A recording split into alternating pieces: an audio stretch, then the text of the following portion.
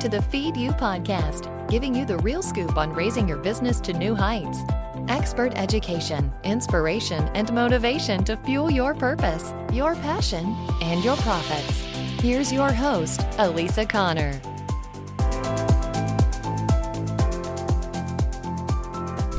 Hello, and welcome to the Feed You podcast. I'm Elisa Connor, and I'm your hostess. And let me just take a minute and say thank you so much for being here. I appreciate you, whether you tune in every week or you are a first-time listener. I appreciate you being here. I know you have options for your listening, entertainment, and education, and I love that you're here. This is actually the first episode that I have recorded this year. Because I batch my episodes. So I'm feeling a little rusty today. I don't know, it's kind of weird to be back. So we're into the second week of January as I'm recording this, and my kids actually have a vacation again next week, which is nutso to me. I'm like, we just had vacation, now you're back.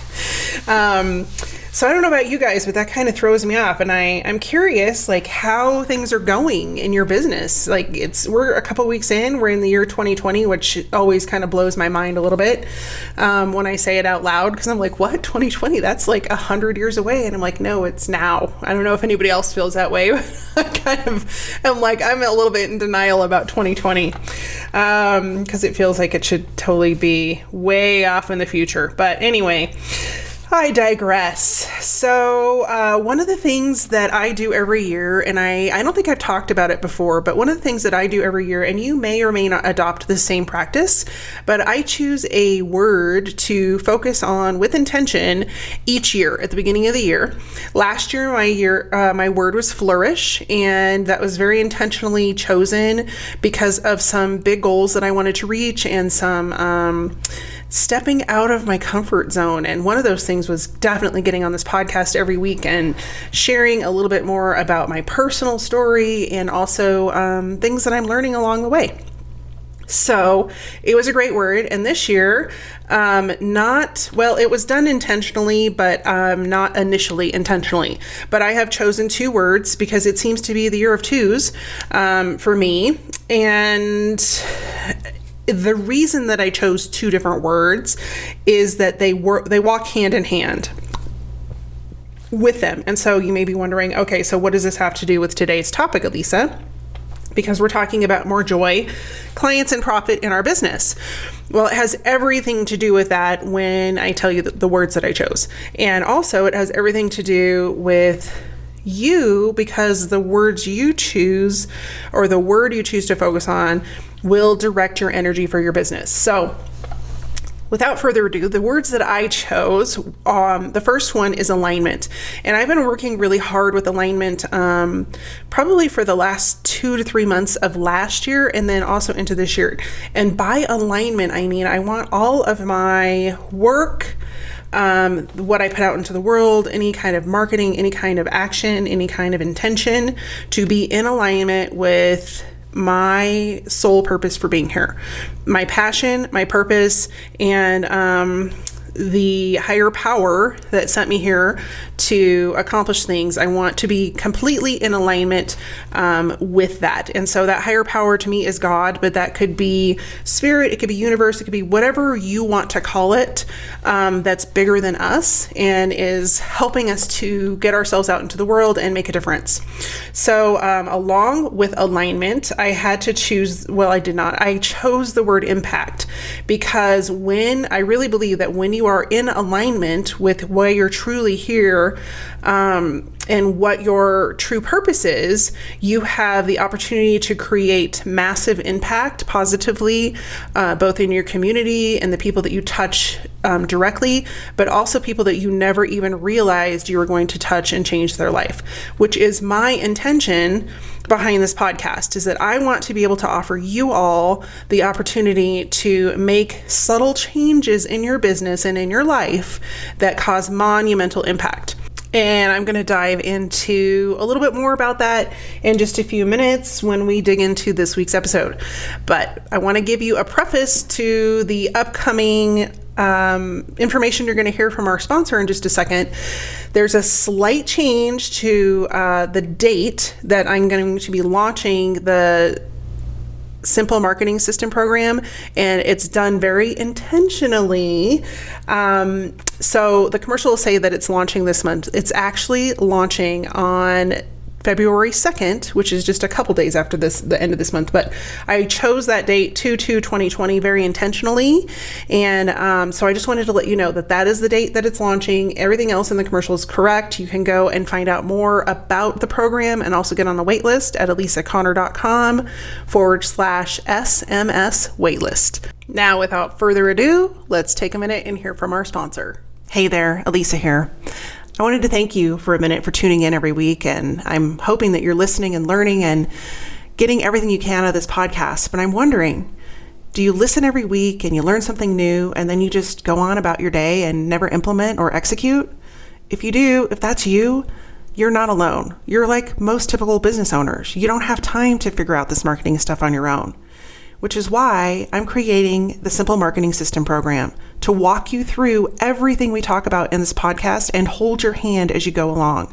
People pay thousands of dollars to work with me on a one-on-one basis, but I wanted to be able to offer this to everyone at a price that is amenable to everyone's budget. Since you're a podcast listener, you're getting to hear about this program first. I'm launching it in January, and I'm going to teach you all the things that we learned in this podcast, including how to attract the people you want to work with, not just everyone. How to create your first free download with messaging that converts people into your email list and then into customers. We're going to learn how to write headlines that incite people to take action and move those people along your sales funnel so that they start working with you and paying you for what you do. We're going to create a system to track what's working and what's not so you can fix what's not working. We're going to automate your marketing process and your customer attraction process so that you can save time, money, and most of all, frustration. We're also going to understand the power of and the ROI of email marketing, and we're going to begin growing your email list because it is the best way to grow your business.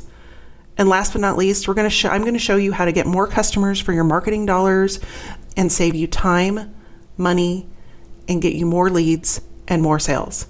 If this sounds interesting to you, I'd love to have you join my waitlist. You can do that over at elisaconnor.com/SMS waitlist. SMS stands for Simple Marketing System. And I'll put the link in the show notes. I hope to see you inside. Alrighty, so let's dive into this week's episode. And you may be on pins and needles going, what is she going to talk about today? How could she possibly teach me to get more joy in my business? Or clients and profits. We talk about clients and profits a lot, but joy specifically.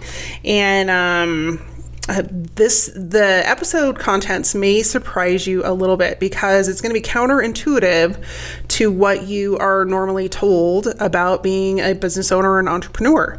And so first, let's talk a little bit about joy and why joy is so important in your business and in the way that you really can be impactful to not only your current customers and clients and the people that you introduce yourself to through different content, but through people that you may not even realize that they are impacted by you. And so an example of that is just this podcast. Like what I have found over the last year is I had no idea how far the reach could be for me to just get out there and share my message and the things that I've learned and my knowledge and my experiences, reaching to completely different continents and having those people reach out to me and go, oh my gosh, you have made such a huge difference in my business, just sharing what you've shared. And how being in alignment with what you do and who you really are helps you not only to be more joyful, but to increase your impact. Now, let me preface that with, do I wake up every single day leaping from bed, excited to do what I do in the world? Of course not. And this is coming off of a week. So I have been fighting a cold or sinus something since pretty much Christmas Eve. And I finally got antibiotics this week, but This week was a rough week. This week and last week, super busy. I've been going since November, really. And finally this week I ended up getting antibiotics for a sinus infection. But trying to get rolling again after not feeling well is really a feat. And I think it's even harder when you are in business for yourself because you don't have those people, unless you have a team already created. But most people don't, as entrepreneurs or solopreneurs, don't have a bunch of people that are kind of their cheerleaders to say, hey, you can do it, you can get rolling. You've got to be very self-motivated to get up and do the things you need to do. And so when I say, you need to find joy in your business, is that going to happen every single day of your life? Well, sometimes it just doesn't happen. That's the reality of it. And, but for the most part, what you do should bring you joy of some sort. And so we want to look at ways that we can encourage that joy to show up and how it's related to attracting more clients, which ultimately increases our revenue and our profits. So the suggestions I'm going to make and the things that I have found that work for me, as I said before, may seem counterintuitive because we're often told as entrepreneurs the way to success is to hustle, do more. And that often just leads us to be burned out, which is part of the reason I told you the story about me being ill since, the end of last year. And I have a tendency to do this every year. And so my goal for this year is to how do I want to say that? I don't want to repeat it because this is the second year in a row that I have been really sick in January. And it's because, and I know full well why it happens. Usually Q4 in my business is super, super busy. And so when you pile, the amount of work that needs to be done on top of all of the extra stuff like Christmas decorations and shopping and birthdays, and I have a lot of things that happen at the end of the year. It's just a lot. And I end up going full throttle from the beginning of November, end of October, beginning of November, all the way through January. And sometimes it's before that. As I mentioned, my kids are in marching band. And so really, if I were to back it up, I really am fairly busy starting in August. And so it just ramps up even more in November. Meaning that it makes it, when I continue to do that and I continue to hustle and continue to work, I am not giving myself time to rest, relax, and recharge, which is my number one tip is in order to grow your business and attract more people and get in alignment with what brings you joy, you need to find time to relax and recharge. Does that mean you need to lay around and eat bonbons and watch, junk TV? Absolutely. If that's what recharges you, go do it. Does it mean, going to the gym and working out like a wild woman on the elliptical or running, on the treadmill or doing CrossFit? Absolutely. If that's what recharges you, because being really, really physical is what recharges your spirit, then go do that. If it's a variety of things, like for me, some of my recharges are, I love to be outside and walk when it's really yucky out, like it's been snowing and cold and yucko. I don't necessarily go do that. And so I've got to find a different outlet to make that happen. And so for me, that tends to be riding my cycling bike and doing Peloton. I didn't give myself the opportunity to do that at the end of last year, and I didn't give myself time to recharge. I just kept going, even on the weekends. And all that did was wear me out and burn me out, and finally took its toll on my body and made me sick. And so when I recommend that you relax and recharge, it's from experience, because I know when I have taken the time to take care of me emotionally, spiritually, physically, and mentally, I am at a much better place, and actually my business grows faster than when I just hustle. And so you think I would learn my lesson, but sometimes I'm kind of stubborn and it takes me a while. So learn from my wrongdoings and do it right so you don't burn yourself out. But when you are taking that time to recharge, and for me, a big chunk of recharging is being creative. And whether that's like, I'm a craft collector. Like, I love to do every kind of craft under the sun. And so, I definitely am a stamper, and I actually worked for a company called Stampin' Up! At one point, and so I still love to create cards. I love to create scrapbook pages for my kids, and just any kind of crafty stuff. Like, I love that. I love to try new recipes. So anything creative, if I add that into my week at least 2 or 3 times, no matter what it is, and it could be even something as simple as coloring, that helps me recharge my brain and my creativity, and also recharge my spirit. So when I take the time to do that, which I did not do, so learn from me not doing it. When I take the time to do that, I have way more ideas, I have way more energy, and I have way more enthusiasm for the things that I am trying to accomplish in this world. Now, sometimes it's difficult, and I have struggled with this as well, separating those two, because a lot of people think or believe that their business is the only way they can recharge themselves. And so I want to caution you to look at it this way. If your business was gone tomorrow, how would you recharge or reignite your passion to get up and start going again? Because my guess is it's not your business. And we can totally be passionate about our business. Don't get me wrong. You should be passionate about what you're doing. But there is typically has to be a way outside of your business that refuels you. And so I want you to take a look and see what that could be. And a lot of times people are refueled just going outside. I love to be outside, and it's actually beautiful weather today. It's a little bit windy, but it's really nice weather. So I'm probably going to go for a walk, even though it's a little bit windy. I just need to get outside and breathe the fresh air. That's part of my recharging.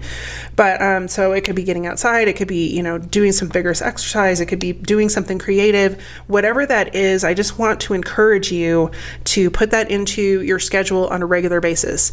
And I know you've heard me talk about Liz before. I have a friend who always includes me on different classes that she has offered. And so I'm going to make it part of my intention this year to at least get in there and join a craft community of some sort, to just get out and socialize and make some new friends, and also dedicate some time to being creative again. So Liz, look for my call. I know you listen, so I'll be calling you to find out what classes you have going on. So that's number 1, is to relax and recharge. And when a lot of times, like when we're stressed out in our business, we tend to think, we need new clients, I need more customers, and we get wrapped up in the stress about that.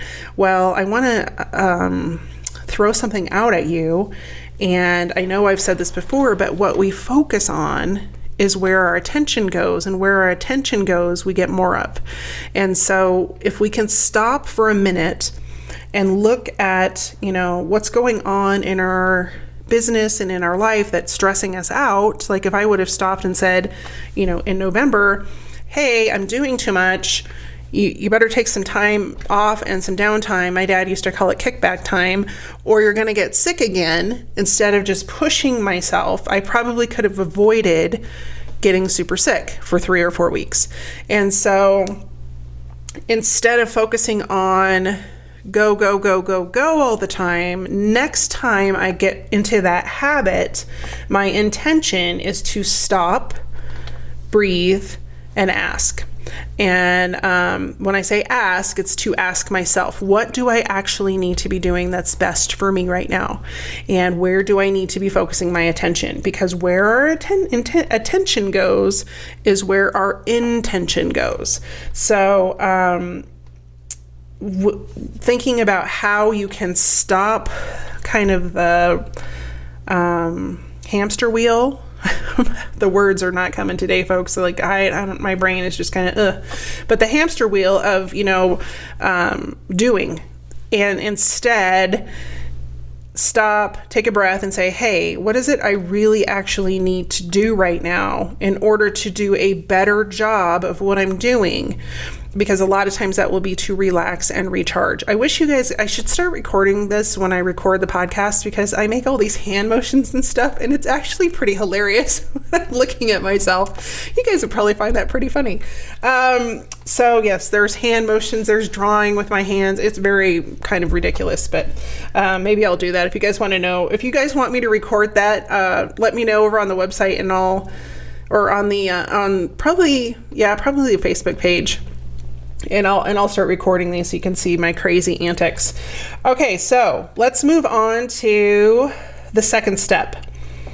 And this is a big one, and this took me a long time to kind of get over. But a lot of times in our business, we'll set goals or we'll have ideas, and they follow this train of thought.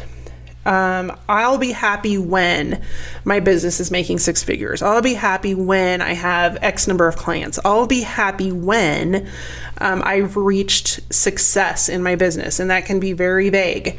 And I want to encourage you instead to be happy now. Because we often think that the results of what we are going to get will bring us happiness. And in reality, happiness, it only exists in our mind.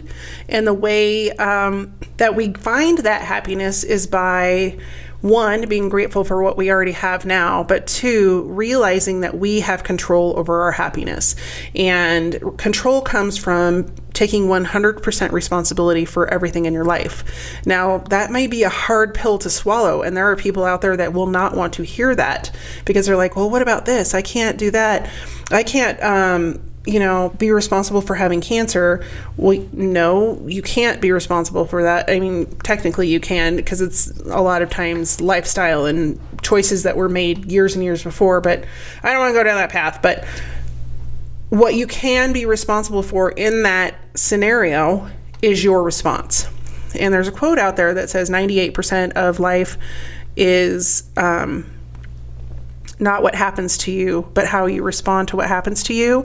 And we 100% have control over our thoughts and the words we say to ourselves and to others, and also our actions. So I want to encourage you to realize that you have 100% control over your happiness right now. Does that mean you're going to hit it out of the park every single day? Probably not. Does that mean I hit it out of the park every single day? Absolutely not. Because we're humans. Like, it's hard to be this 100% happy person all the time. But aiming for that is really setting the intention to be happy now and not have it only exist because of results that you receive. And so,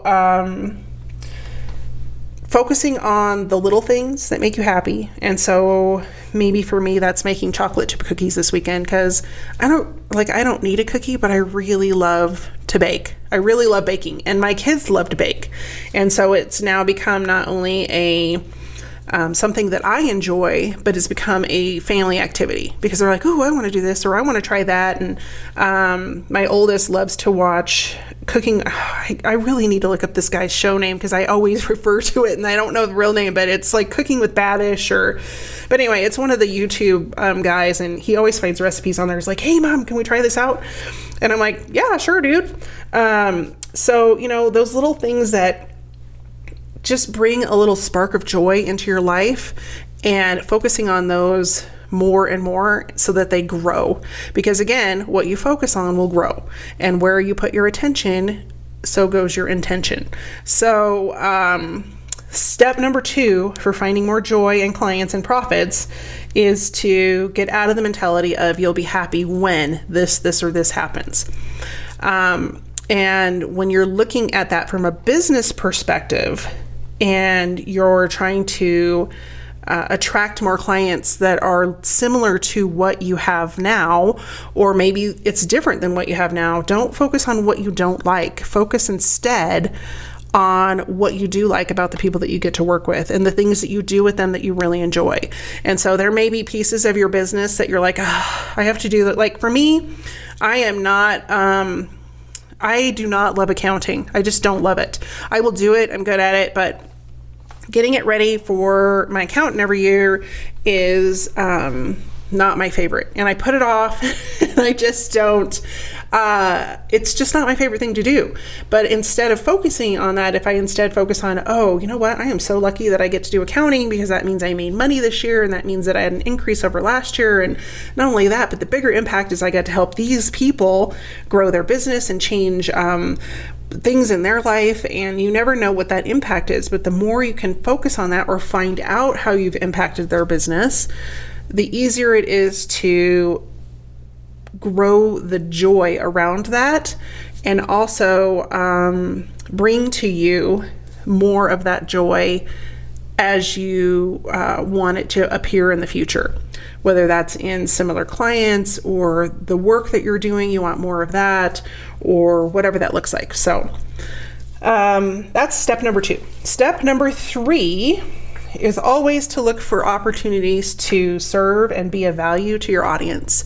And you've heard me say this many, many times before, but if you really want to grow your business and increase the number of people that are in your business, you need to, one, be very hypersensitive to who your audience is, and then more importantly, or as importantly, is what are they struggling with? Because as soon as you can figure those two things out, the quicker you're going to resonate with them and they're going to be attracted to you, and you start solving their problem, and they're going to immediately want to take the next step with you. And I find this, like, I have so many people that go through my welcome series for my free download on my website that they'll come back later if I have a conversation with them, and typically I do.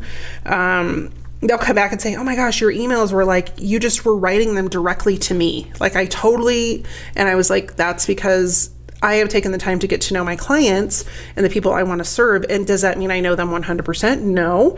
Am I always fretting about it? Yes. But that's part of business, is like, I want to know them more and more and more. And the more I know, the more excited I get, and the more enthralled I get about helping them. And so I want that for you too. And then something that most entrepreneurs either they do it and they don't realize they do it, or maybe they don't do it and they're struggling, is that they don't focus on that one hiccup that their ideal client is having that nobody's solving. And so I wanted to give you a couple examples of what I mean by that. And so it's kind of like a guessing game, but I'm going to tell you guys the answers because this isn't live and you can't guess because it's a podcast, but kind of guess in your mind, and then I'll give you the answer at the end. So, my first example is that this is a company that came up with a solution for people that can't typically drive by themselves, or they don't want to drive. They thought cab rides were really expensive. They didn't want to rent a car when they were in the city. And they looked at all these problems and they're like, hey, I know a solution to that. I know a way that we can give people transportation or get them from A to B for a reasonable cost, and it will, not only that, it will employ other people to do that. And so what did we end up with? The solution was Uber and Lyft. And I don't know about you guys, but I typically use Lyft, but I've used Uber previously too.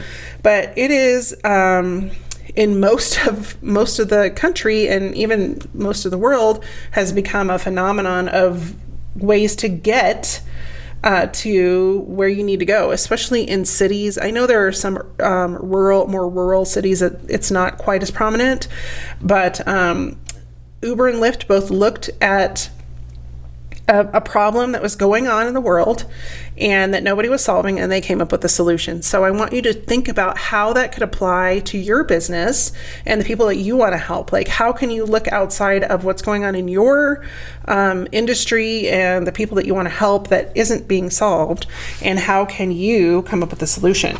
And so the second example I have, I wanted 3 of these, but I only came up with 2.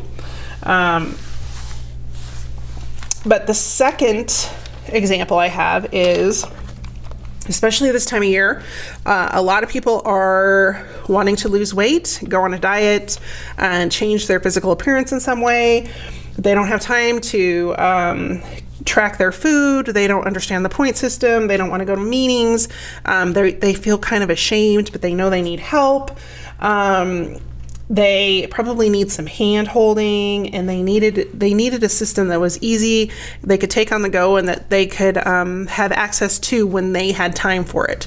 And so the solution is an app called Noom, and Noom has done a really great job of reaching out to an audience, a very specific audience who I just described, who are busy, who still want to lose weight, who need some hand holding, that don't have time to go to like a weight loss meeting, who don't want to stand up and tell everybody how much weight they had, who don't necessarily want everybody to know their business, but they still need some hand holding and some coaching and some help and some accountability. And so Noom created a solution that is on the go, that offers all of the things that those people want in an app. And so again, looked at an industry that looked like it was very saturated by many different companies, and came at it from an outside perspective. So that's really what I want you to think about in your business in order to align with your audience, but also align with your skills and how you can serve that audience. And then I have a bonus tip because it's the new year and I just feel like giving more. But so bonus tip number 4, I have alluded to previously in this episode, but it's to be really intentional with your business. Not only how you take action in your business, but in how you think about your business and how you talk about your business and how you show up in your business. And what I mean by intentional is really to, be aware and aligned with where you're focusing. Some action tips I have here for you are there's so many people that talk about marketing and how to market your business and how you need to do this and you need to do that and you need to be here and you need to be on this platform and da-da-da-da-da. And basically that it equates to a lot of times a business owner feeling like, oh, I'm doing everything wrong. Like, what do you mean? I have to do all these things? I've been doing it all wrong. So I kind of want to break into a rap song because that's how my brain works. It's like, stop what you're doing because that's a rabbit hole and you don't need to go down that rabbit hole. But ultimately, I want you to stop doing and start setting an intention. So if you really want to reach your audience, I want you to think about, okay, where is my audience? Where do I really need to be in order to reach them? And are they there? And when are they there? Because I even have clients now that will be launching a product and they go and they do a Facebook Live in the middle of the day. Well, their audience isn't there. Their audience is at work. And I'm like, that's the problem. Is like you're trying to talk to an audience that you are not even in front of. And they're spending a lot of time and energy and focus, and they're like, well, this is what works for me. I'm like, okay, what works for you is not serving your audience. And so being really intentional about what you're doing, why you're doing it, and does it actually set in motion the next steps for those people to move forward and work with you. Because a lot of times we'll invest in marketing because somebody said this is the hot new thing to do. But in reality, we just start doing that. For example, posting on Instagram, but we don't have an audience on Instagram. We don't have any steps for them to take. We're just posting pictures because we like them and they look pretty. But in reality, is if your audience isn't on Instagram or you're not giving them a call to action to take the next step with you, whatever that might be, you're wasting your time and energy. And I don't want you to do that. I want you to be intentional about the actions you're taking. I want you to be intentional about the results you're aiming for. And ultimately, I want you to get out of the habit of just being busy to pacify your ego and waste time. Because you can spend your entire day doing things in hopes that it's going to lead you to a customer. When ultimately, if you did some very clear strategic things to grow your business would grow. And so get out of the habit of just being busy to be busy, because it's not helping you grow your business. It's making you crazy. It's probably making you tired. It possibly could be making you sick. And your intention is not clear. And so when your intention is not clear and you're just doing to do, the universe doesn't know what to bring you. It doesn't know how to help you, and your resources and your the people that need to find you are not going to be able to find you. So I want to leave you with, however, on the upside, regardless of what you're doing right now, you're doing great. From the simple fact that you are a business owner, you're showing up, you're learning new things, you're tuning in, and you're willing to be coached. You're willing to learn new things. And there are a lot of people out there that I meet on a regular basis, actually, based on some different work that I do, that they don't do that. This is where they're focused, and they can't understand why people aren't buying from them. They can't understand why they're not seeing change in their business. And ultimately, it's because they are not willing to change. They're not willing to take chances. They're not willing to show up. They're not willing to learn new things. And that's not you. So that's what I'm going to leave you guys with this week. The wrap up of this episode was 4 different steps you can take. Number 1, you need to find some time to relax and recharge. Number 2 is to remember to be happy now, to get really clear and focused on you're happy now and this is what makes you happy. And number 3 is to look for opportunities to be of value to your ideal clients and your audience. And number 4 is to get really intentional about your business. So take what we talked about today, go implement one thing, come tell me about it on the Facebook page, and I will see you next week. In the meantime, have a great week. Take care. Just a quick reminder that the SMS waitlist is now open. If you're interested in joining that course where I walk you through every step of your marketing so you can attract more clients and convert them into customers, go check it out. ElisaConnor.com/SMS waitlist. See you soon.